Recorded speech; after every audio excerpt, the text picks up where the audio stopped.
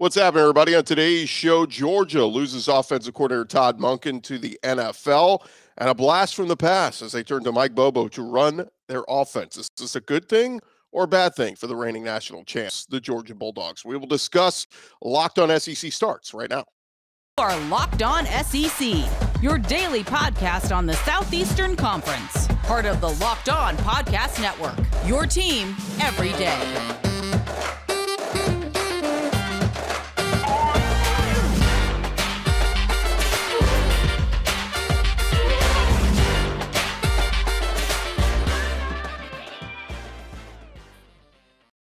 What is happening, everybody? Welcome into Locked On SEC. It's great to have you guys along. This episode is brought to you by FanDuel Sportsbook, official sportsbook of Locked On. Make every moment more. Visit FanDuel.com/Locked On today to get started. I'm Chris Gordy. Thanks for making Locked On SEC your first listen every day. Remember, Locked On SEC free and available on all platforms, including YouTube and at LockedOnSEC.com. We got plenty to jump into. We mentioned the Georgia news, so we're going to dive right into it as we welcome in our buddy Dan Mathews from 680 The Fan in Atlanta, also executive producer of the Chuck Oliver Show, and he joins us now. Dan, welcome in, man. How are you? Oh, not too bad, man. Things are good on my end. Too bad, we're in the throes of early February, and we don't really have much to talk about. Not ideal for people like me and you who need to talk college football year-round, so it's creativity time right now, I guess. Well, let's get into it, Dan. Before we get to the Mike Bobo news, I do want to kind of, talk about what Todd Monken was able to accomplish as he departs Georgia. We've heard rumblings for weeks that he was sniffing around in the NFL, that the Tampa Bay Buccaneers, where he once was, they were interested in him. Several other teams, ultimately, the Baltimore Ravens come calling.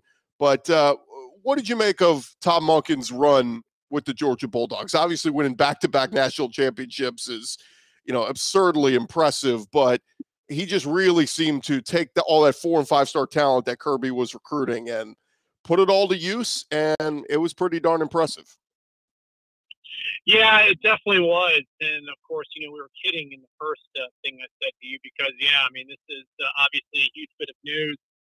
And a bit of news that I think that probably is dependent on the day, people who were in the know about this situation.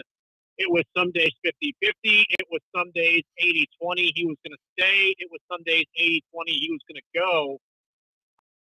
I think that the thought was always there that this could be a possibility. But then the question, Monken in the NFL, it was more or less of what does he necessarily need to prove at that level that he can't do and continue to make, outrageous amounts of money at Georgia, calling offenses and be in position to win national titles. But, this was the scenario that came along and obviously fit what probably he was looking for in terms of making a return to the NFL. I'm sure we'll get into that a little bit more here in just a second. But the last 3 years, outstanding. I just think, let's just take it kind of year by year. 2020, it's the COVID year. He has to kind of build a quarterback on the run, if you will. And that was the first incarnation of Stetson Bennett, who once, the offense, kind of stalled out against Alabama. It was more or less, I think, not only, the fan base, but also too Kirby Smart realizing, hey, I've got JT Daniels. I've got to break the glass on this and try to figure out what I've got. He did some good things. He also did, some inconsistent things. But it was at least a belief that, man, he showed enough with George Pickens coming back, with Jermaine Burton coming back, with all of these offensive pieces coming back from that Chick-fil-A Peach Bowl team. This could be a very special year. And it turned out it was a very special year for Stetson Bennett. And I think that his development with Bennett and also, too, just the offense where you hadn't seen the tight end used in this offense in years. He did that. He was able to use numerous different running backs and have success with numerous different guys out of the backfield. He was able to do that. And I guess that you could probably say the only real criticism of Monken is no standout wide receiver. But I would more or less point to the personnel because when you have a top-tier guy like Brock Bowers, you find every single way to get him the football. He did that. When you have a guy that's versatile out of the backfield as Kenny McIntosh, you do the same thing. He did that. Kendall Milton, the same thing. So I would say that probably maximizing the abilities are things that he was able to do out of these skill position players. And the results showed a couple of national titles and also, 2 very good offensive years. So I think that there's probably a little bit of angst amongst the fan base from, not necessarily knowing what's next. But I think you also do have a good idea of what could be next. Well, what is next? And as the door closes on Todd Monken, a 3-year stint that saw him, average 38 points per game this past in 2021, and then averaging 41 points per game this past season. Obviously, very impressive. And like you said, back-to-back national championships, a 37-3 record under him. 2 of those losses came in the 2020 pandemic season. Absolutely impressive what Todd Monken was able to do. But now a little bit of a return to the past with Mike Bobo officially back as Georgia's offensive coordinator. And by the way, they wasted no time. So that tells you this was all in the works already, that, Todd had already told them, hey, I'm leaving. And Kirby decided, well before all this, and Mike Bobo was going to be the guy. But mixed reaction from fans on the internet, Georgia Bulldog fans. Some saying, look, if this is what Kirby wants, then I love it. Let's roll with it. And look, he got more talent now that he did the last stint as the OC. So let's go win a title with 4- and 5-star talent everywhere. But what was your reaction, Dan, when you heard that Mike Bobo is coming back? Expected, from everybody who covers this program on an insider basis. The Roddy Naboltes, the Jake Rose, the Rusty Mansell. This was very much in play if indeed Monken to the NFL became a reality. So I don't think it necessarily surprised people. I think that there is very much a familiarity with Kirby and with Mike Bobo, that you thought that this could be a possibility. And I think it's also, too, it's a feeling this late in the game, why necessarily shake things up as opposed to keeping continuity as well as you can and being able to have someone come in, which, everybody I've talked with, it's going to be the same terminology, the scheme, the concepts are going to be the same, all of those things. And one of the things that immediately somebody met me with on this was, Mike Bobo is not going to run pass option. Says who? I mean, RPOs kind of came in, about 5 years ago, really, is when we started seeing college offenses run RPO. Do you think that Mike Bobo has not watched enough film to know, hey, you can either give on this, you can take, or you can throw it? I don't think that that's necessarily going to be a huge, adjustment for him. But it's also, too, I think that there was a perception with Mike Bobo the first time around that he's not very creative. He's not going to take shots. The dreaded, he doesn't make adjustments, which Peyton Manning, I think, told us a couple of weeks ago that's a bunch of crap. But you get my point. They scored 40-plus points a game when he was here. Aaron Murray set passing records when he was here. They ran the football like nobody's business when he was here. All 3 of those things are things that Kirby Smart wants in his offense. So if everybody's believing that this is going to be a precipitous drop in the offense, I just don't see it. He's going to be able to make his choice of quarterback with 3 guys that he had in the building last year and probably got to know being an analyst here and got to know through the recruiting circuit and everything of the such. So that's not going to be a huge adjustment. I just think that obviously, there are principles that Kirby Smart wants to have in his offense. Get the playmakers the football, be able to run the football, be able to play with physicality if needed. And I think that Mike Bobo fits all of those categories. And we'll see if this is a long-term deal, if maybe, this was Kirby knew what he had in his back pocket and said, I don't want to do an exhaustive search. I don't want to, just completely throw things out the window and maybe start from scratch this next off season. or this next spring. So I think that probably fit into it a little bit as well. But in terms of, fitting a couple of things that Kirby, I think, probably wanted, trust, you got that. Continuity, he's been in the building. You got that as well. A quick thought, Dan. Does this, we're going to go through a quarterback battle through the spring, and we'll see if we get it settled coming out of the spring at Georgia. Carson Beck, Brock Vandegrift, several very talented guys in that room. Anybody you give the leg up right now? I know Kenny McIntosh at the Senior Bowl gave a ringing endorsement for Carson Beck, but anybody in the driver's seat for that job with Monken out, now Bobo taking over? Yeah, I saw where McIntosh said that last week, and then, of course, whenever there was garbage time reps to go around this season, Carson Beck was the first guy to get out there. So I think it's his job to lose. I kind of go back to a few years ago, funny enough, a former Bobo assistant, Will Friend, who was on staff at Georgia, and he talked about during the spring that the returning guys get the first opportunity. After that, then I've got to start giving the young guys an opportunity. So I think the way that this goes into the spring is that Beck is going to be in the driver's seat. Now, if he doesn't necessarily take hold of it, then I think all of a sudden it is, all right, guys, battle it out over the summer, 7-on-7, all those different types of things. And then maybe that brings in, Brock Vandegrift, and who knows, maybe even a Gunnar Stockton as well. But I think that he definitely goes in with every opportunity if he does what he's supposed to do in terms of showing improvement, showing that, he belongs in that spot. Then I think that probably you will see Carson Beck as the starting quarterback. But, it's going to be very much an open competition. Kirby Smart has shown you that he doesn't deal in anything other than open competition, especially in situations like this. And as he's proven before, the five-star is not necessarily the guy that gets the nod when the decision is finally made. Those are all A-plus names, by the way.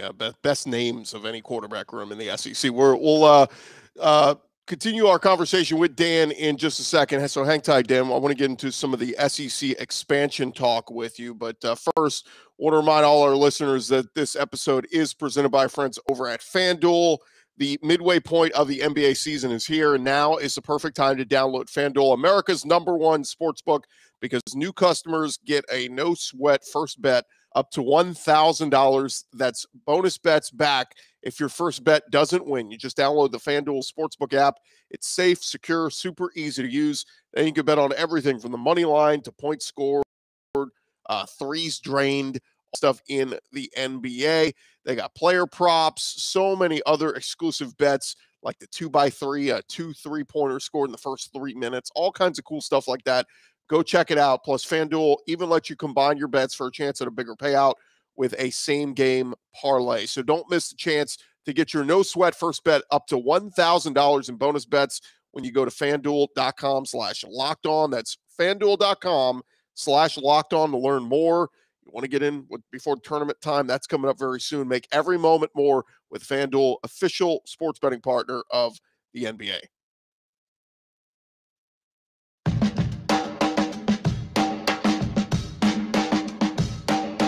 Continue on here, Locked On SEC. We're continuing our conversation with our buddy Dan Mathews of 680 The Fan there in Atlanta. Of course, working with the Chuck Oliver Show as well. And Dan, I want to dive back into it with you as the news became official last week. Texas and Oklahoma officially coming to the SEC in 2024. This will officially be the last season of the 14-team SEC as we know it. Initial thoughts when you saw that, and obviously Greg Sankey and company are getting hard to work on how the scheduling and rotations and all that will work out. How do you see this thing playing out?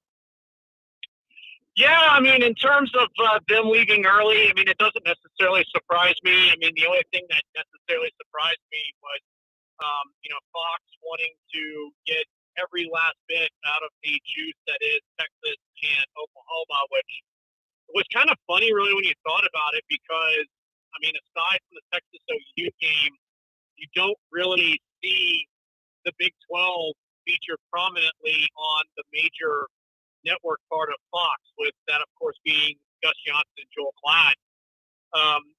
So, I mean, aside from that one game, I didn't necessarily see, like, what's the real hold on that, especially when you're, so embedded with the Big Ten and, what that brand brings from more brand names there in that conference than you have in the Big 12. But I get it, money's money. Of course, Texas is trying to recruit for this. So is Oklahoma. They were both the only teams in the Big 12 as we know it to get 5-star signees in this class of 2023.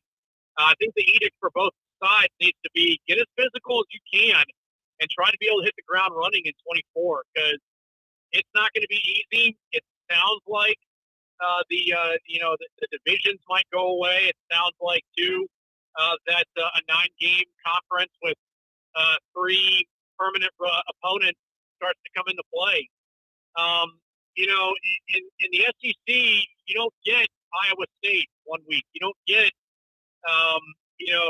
Baylor one week. I mean, even though, those schools have had good seasons the past couple of years, I mean, even getting a Mississippi State or an Ole Miss or an Arkansas is going to be a pretty big battle for you to be able to try to take a bite out of.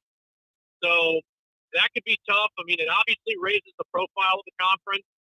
I know that Greg Sankey has said that the SEC championship game is not going to move around, but I almost thought now with both Texas and Texas A&M being in this footprint, why wouldn't you try to ring the bell of a SEC championship game in Dallas? Why wouldn't you try to do that of a title game in San Antonio or in Houston? I think that would be something that definitely comes into play, but we'll see. I mean, obviously Atlanta means a lot to the conference, but I mean, it's going to be fun. I mean, the SEC could definitely use more of a city footprint, if you will, to the conference, because there's not a lot of schools that are easy to get to. Austin's pretty easy to get to. Norman, Oklahoma is pretty easy to get to because it's pretty much a suburb of Oklahoma City as well. So you've got 2 major fan bases coming in. It's going to definitely raise the profile of the conference. And, I know that a lot of people thought that USC and UCLA going to the Big Ten was a big deal, and tried to argue with me about that. And I said I can't find 2 larger brands to add to a conference than Texas and OU, especially Texas, what they bring, despite the fact that they haven't been quote unquote Texas in some years. So just to put a cap on this, are you on board with the 9-game conference schedule and the 3 permanent crossovers? Because that's what it sounds like a lot of people are presenting as the most common sense piece of this. Yeah, absolutely. I mean, because I think that you're also going to see more of a reluctance to have the FCS opponent on the schedule, the lower group of 5 on the schedule, because now, as we enter in the playoff expansion, a loss is not going to be fatal. Heck, 2 losses won't even be that for you, Gordy. So I think that probably there is now, with that caveat out there, at least SEC, ADs and presidents looking around and saying, do we really need to play Stanford or Mercer on a weekend? Because obviously the PR spin on it is, well, we're helping out, a program that otherwise wouldn't get this amount of money pumped into their program. And now I think that probably you will see them say, we'll take that neutral site big time game. We'll take, the game against UCF or University of Houston or somebody, which I guess Houston's now going to be a Power 5 big boy, but you get my point. I think that there is going to be a little bit more of a willingness to take on those games. So, yeah, I do think that's coming. And then also, too, I think that probably for some of the schools out there, like, take an Auburn, for example, I'm sure that they're probably like, God, please give us anything that is not the, current rotation that we have of, where it used to be them playing against Georgia and Alabama pretty much back-to-back at the end of the season. So if they earned their way to Atlanta, they truly did earn it. So I definitely do see that being the case. And I heard Ross Dellinger talking about that end-of-season rivalry games could be pretty interesting. And I know one of them he threw out there was maybe it's the return of the Thanksgiving weekend LSU Arkansas to go along with Texas A&M, the Iron Bowl, and all of those games. It's definitely going to raise the profile of the conference. I don't think there's any doubt about that. He is Dan Mathews. Of course, you can hear him part of 680 The Fan in Atlanta, and of course part of the Chuck Oliver Show, which you can hear all across the South every day. Dan, always appreciate the time, man, and thanks for hopping on with us. Hey, always good, Gordy, and we'll catch up soon. All right, that again, Dan Mathews. Appreciate him for joining us. Coming up next, we are going to finish things off, go around the conference, as we got some news from Ole Miss, among others, around the conference. Coming up next.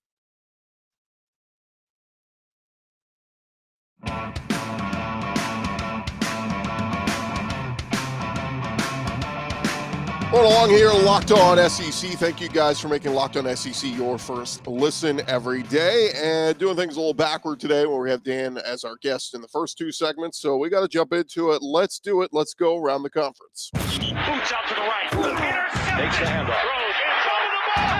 What a catch! Around the conference. And we start with fan reaction to Mike Bobo, of course, being named the Georgia offensive coordinator. And fans are very mixed on social media. Some Georgia fans saying, Mike Bobo, I'm sick. Mike Bobo once made a Georgia fan so mad that he urinated on his Georgia hat. Another guy saying Georgia football program under Mark Richt essentially came unraveled when Mike Bobo left after the 2014 season. The college script must not want Georgia to three-peat because that Mike Bobo hire is not it. That's some other fans more optimistic. One guy said, Mike Bobo, welcome back to the role that was once yours. Let's get a few more titles. Another guy saying a team employing Bobo at OC and Will Muschamp at DC will likely go 12-0 through the regular season next year, and that should be illegal. Look, the SEC has had its share of retreads. Mike Bobo has coached at a dozen schools. Kevin Steele's coached at a dozen schools. So it's going to be very interesting to see how both of those guys do this year at two high-profile programs like Georgia and Alabama that are considered, to be the best of the best in this conference. But like Dan said earlier, this may not be for the long haul. This may just be an easy transition because he was already in-house. Kirby's going, instead of bringing in somebody and implementing a whole new offense, let's just roll with Bobo, keep some of the wrinkles and elements the same, and if it doesn't work, we'll move on. So it will be interesting to track that. Some other news going on around the conference over at Ole Miss. Lane Kiffin has seen some staff turnover this offseason. According to Chris Lowe, the Rebels are finalizing a deal to bring back running back coach Kevin Smith. Smith worked with Kiffin over at FAU and Ole Miss and helped recruit running back Quinshon Judkins to Ole Miss, who obviously was a fantastic freshman running back this past year. Smith followed Mario Cristobal over to Miami, but didn't work out there, and he is reportedly coming back to Ole Miss. See if Quinshon Judkins can perform even better with the guy who recruited him back as his coach. A few other Ole Miss nuggets. They released their numbers, jersey numbers for their transfer portal class. Their two quarterbacks, Spencer Sanders coming in. He will wear jersey number 3, and Walker Howard, the LSU transfer, will wear quarterback or jersey number 7, among others. Trey Harris, wide receiver, will wear number 9. Chris Marshall, the wide receiver from A&M, he will wear number 12. So just some numbers to keep track of there on Ole Miss's roster. A few other staff moves for Ole Miss. Former Ole Miss running back Enrique Davis is reportedly coming back to Ole Miss as an analyst. That's according to On3 Sports. He joins Lane Kiffin's staff in an off-field role after previously coaching running backs at Western Kentucky. Also, former NFL wide receiver Patrick Carter going to be a lead analyst for the Rebels. He started his college career at Georgia Tech before transferring to Louisville. Spent a couple years in the NFL, and now he's coming out as an analyst on Lane Kiffin's staff. Meanwhile, over at Texas A&M, they are hiring a new running backs coach as Marquell Blackwell will be heading to Texas A&M. He leaves Ole Miss, where he's heading to coach for the Aggies. 43 years old, was a South Florida quarterback in the late 90s, early 2000s, got into coaching around 2006, and spent time at several different schools throughout the college football ranks. But we'll see what Blackwell is able to do with the running backs over there at A&M. Obviously, this past year was with Ole Miss, and Quinshon Judkins led the SEC in rushing. He will replace Tommy Robinson on Jimbo Fisher's staff. Urban Meyer was on a podcast this week talking about Stetson Bennett and the Georgia Bulldogs, the All Things Covered podcast with Brian McFadden and Patrick Peterson. Said he believes Stetson Bennett is the most underrated player ever to play college football. Urban Meyer saying, Bennett, the most underrated player I think that has ever played the game. I can't believe how small that guy was, but he's a monster. His leadership, his toughness, incredible. So ringing endorsement there from Urban Meyer on Stetson Bennett. Another ringing endorsement, how about for Bryce Young, as he is heading in this NFL draft, expected to go very high on Tuesday. The Indianapolis Colts holding a press conference introducing their new head coach, and the owner may have slipped up a little bit as he admitted next to his GM that the Alabama guy doesn't look too bad. He said Colts have the number 4 pick in this draft. There's some rumors they may want to trade up to the number 1 pick to go get Bryce Young. So, hey, look, it's talking season, as they say, but Jim Irsay may have let his cards be shown there that the Colts, they don't mind moving up to go get Bryce Young. So there'll be something definitely worth tracking as we head towards the NFL draft here in a couple of weeks. Another college football nugget. How about Kevin Sumlin, former Texas A&M head coach? He has agreed to a deal to go be Maryland's tight ends coach. Sumlin was most recently the head coach at Arizona, was let go after the 2020 season. Spent 3 years there after coaching at Texas A&M from their entrance into the SEC from 2012 through 2017. Of course, coached Johnny Manziel when he won the Heisman. But now he will head up to Maryland to go be their tight ends coach. Did serve as tight ends coach at Oklahoma back in the early 2000s. In a little SEC hoops news, Joe Lunardi put out his latest projections for bracketology, and he has got Kentucky as one of the first 4 teams out after their road loss at Georgia on Saturday. The Bulldogs currently ranked number 123 nationally in the net rating, so Kentucky got some work to do, and if they miss the tournament, that would mark the second time in 3 seasons Kentucky would miss the tournament. They went 9-16 in the 2020 season. Last year, Kentucky was a 2 seed, but was upset in the first round. Kentucky has not missed the tournament twice in a 3-year span since 1989 through 1991. That was the last year of the Eddie Sutton era, the first 2 years of the Rick Pitino era. Kentucky will play Mississippi State on the road tonight. And SEC baseball nugget, LSU baseball suffering some major blows before the start of their season on Friday night. Right-handed pitcher Grant Taylor, who is projected to be a weekend starter for the Tigers and one of the top prospects in the upcoming Major League Baseball draft, he suffered a UCL injury and will miss the entire 2023 season. Kendall Rogers first reported the news. Taylor intends to stay on with the Tigers into 2024 following his recovery. Now, that news came just a few days after Arkansas's top prospect, Jackson Wiggins, he went down with an injury that will have him miss the entire season. LSU, they're the undisputed number 1 team in all the baseball rankings heading into this season, but losing Grant Taylor will be a big blow for that LSU rotation. They do bring in Paul Skeens. They've got Ty Floyd, brought in Christian Little, Thatcher Hurd. So we'll see how their weekend rotation irons out. They will face Western Michigan starting on Friday night. And thank you guys again for making Locked On SEC your first listen every day. Make sure you go check out our brand new podcast, Locked On College Basketball. Everything you need to know about college basketball all in one place. Hear from some big name experts, insiders, coaches, and players. Locked On College Basketball, available on YouTube or wherever you get your podcasts. I'm Chris Gordy. Thank you guys again for making Locked On SEC your first listen every day. I'll talk to you guys tomorrow right here on Locked On SEC.